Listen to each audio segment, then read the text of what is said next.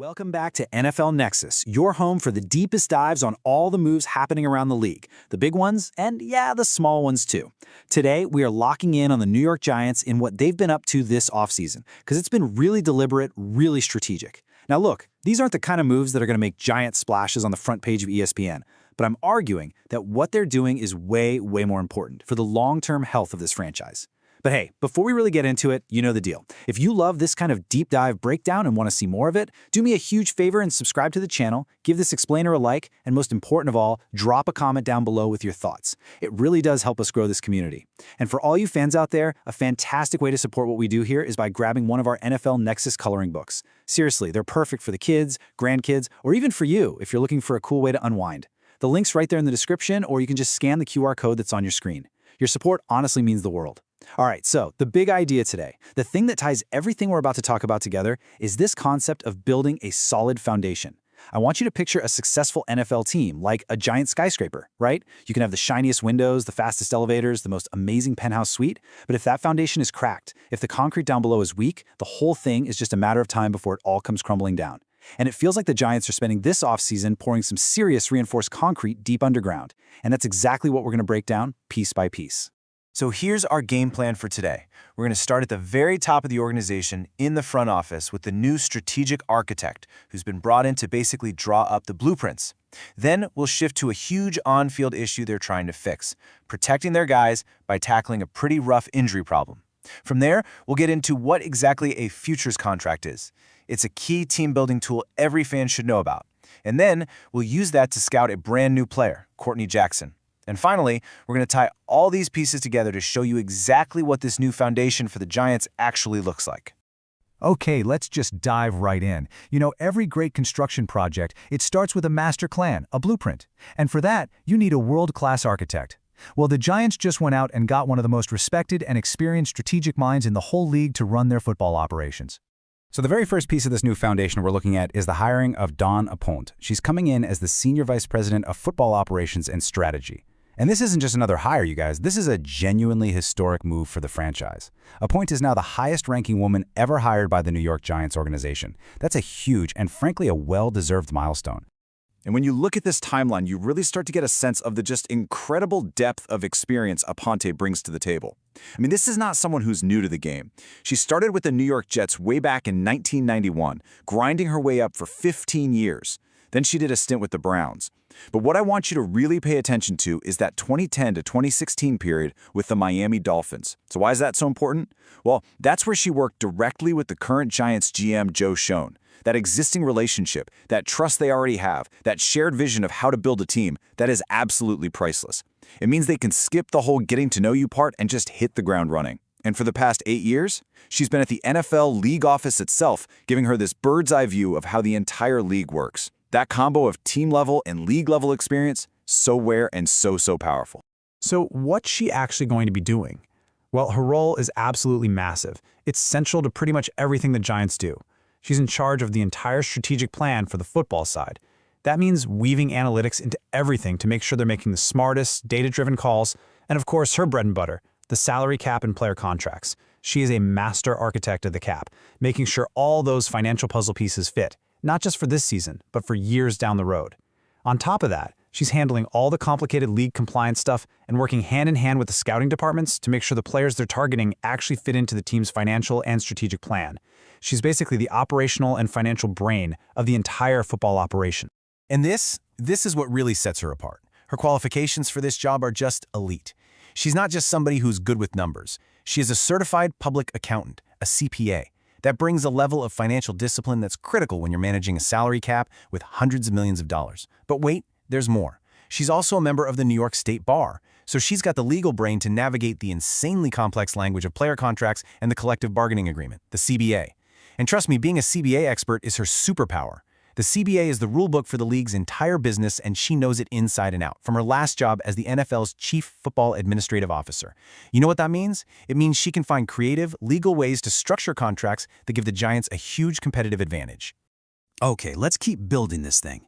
We've got the architect, Dawn Aponte, designing the skyscraper. But the Giants also made a critical hire to be the chief engineer, the person responsible for protecting the team's most valuable assets, the players. Because let's be honest, a brilliant blueprint doesn't mean a thing if your building materials are always breaking down. Before we even say his name, you have to understand the sheer scale of the problem they're trying to fix. Just look at this number, 278. That is how many games were missed by Giants players because of injury in the 2025 season. Just let that sink in. Think about how catastrophic that is. That's a ridiculous amount of lost production, lost practice reps, lost chemistry. It is basically impossible to build a winning football team when your best players are consistently on the sideline in street clothes. And to put that number, 278, into perspective, this data from Sports Info Solutions shows the Giants weren't just unlucky. They were, objectively, one of the most banged-up teams in the whole league. Finishing fifth in a category like this is a massive, flashing red light for any front office. It screams systemic weakness, and it was something they just couldn't ignore anymore. You can't win when you're losing more players to injury than 27 other teams. It had to be fixed. And so, in a very direct, very decisive response to that exact problem, the Giants went out and hired Adam Bennett to be their new head athletic trainer. This is the guy they're tasking with keeping players on the field, with upgrading their prevention and rehab programs, and getting guys back to peak performance. It's a clear, tactical move to fix one of the team's biggest Achilles heels from last year. Now, Bennett's resume is really interesting and pretty unique. He's got top-tier college experience, most recently as the head athletic trainer for a huge program like the Miami Hurricanes. But the thing that really jumps off the page is his time at Special Operations Command headquarters. Yeah, let that sink in for a second. This guy was responsible for the physical readiness and treatment of the most elite military operators on the planet, where peak performance isn't about wins and losses, it's about life and death. That kind of experience brings a level of discipline and cutting-edge thinking that's incredibly rare to find in an NFL training room. You add that to his other stops and his NFL internships, and you've got a guy with an unbelievably diverse and valuable set of skills. Now, this is a really important point, so I want to be clear. Bennett isn't coming in to replace a legend, he's coming in to join him. The whole medical department is still overseen by the highly respected Ronnie Barnes, a Giants Ring of Honor inductee who's been with the team since 1976. Barnes is still the senior VP of Medical Services, so this move is all about adding to that department, bringing in a new expert with a unique background to work inside an already successful structure. It's about adding strength on top of strength. Okay, so we've covered the new architect and the new chief engineer. Now let's move from the staff to the roster itself. And to do that, we got to first understand a key tool that every single team uses to find those overlooked building blocks for the future. You've probably heard the term reserve/futures contract thrown around a ton this time of year. But what does it actually mean? Well, it's a contract for players who were not on any team's active 53-man roster when last season ended. Most of these guys were on a practice squad somewhere. The contract doesn't actually start until the new league year begins in March. So really, they're just official guaranteed invites to the 90-man offseason roster. And the best part for the team? They're usually one-year, minimum salary deals with no bonus. That makes them the ultimate low-risk, high-reward lottery ticket for teams hoping to find a hidden gem in training camp. So, let's look at a real-world example of the kind of guy the Giants are trying to find with these futures contracts. They're basically sifting through hundreds of players, looking for those raw materials that might just have the potential to become a part of their skyscraper. So let's put on our scouting hats for a minute and take a closer look at wide receiver Courtney Jackson. So if we look at his college stats from his time at both Syracuse and Arkansas State, what you see is a picture of a guy who was consistently productive. He played in 62 games over 5 years. I mean, that's a ton of experience, and it shows you he can stay on the field. He put up 144 catches for over 1,800 yards and 13 scores. These aren't just flashy one-year wonder numbers. This is sustained production at 2 different schools in 2 totally different offensive systems, and that tells you a lot about his football IQ and his ability to adapt. Okay, now this is where Jackson's potential value really starts to pop. His main job is as a slot receiver, which is a key spot in any modern offense, but it's his special team skills that make him so interesting for a futures deal. I mean, look at those punt return numbers, 41 returns and 4 touchdowns. In today's NFL, a guy who can flip the field or even score on special teams is worth his weight in gold. And that last little bullet point, that's what scouts love to see. He played defensive back, he played basketball, he ran track. That tells a coaching staff that this isn't just a receiver, this is a true athlete, a guy with a diverse set of movement skills, exactly the kind of raw athletic clay that good coaches love to get their hands on. This timeline here, this tells the classic story of what life is like on the fringe of the NFL. And it says a lot about a player's character. He didn't get drafted, but he earned a shot as an undrafted free agent with Denver. He battled all through camp but got waived during final cuts, which is just a gut-wrenching moment for hundreds of guys every single year. But he didn't quit. 2 days later, Seattle signs him to their practice squad, and he spends the entire season there, learning, grinding, practicing against an NFL defense every day, but never getting that call up to the big show. And now, he gets a completely fresh start with the Giants. This journey just screams persistence, grit, and resilience, and those are exactly the kinds of intangible traits the Giants are betting on.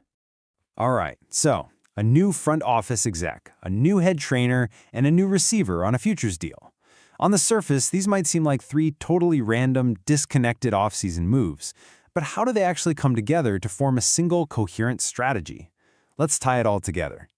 This slide really lays out the team's philosophy in 3 simple steps. First, you hire the architect, Don Opponent, to design the whole blueprint, to manage the money, the contracts, the whole high-level strategy. Second, you hire the engineer, Adam Bennett, whose only job is to protect your most valuable assets and make sure they're healthy. And third, you start gathering the materials.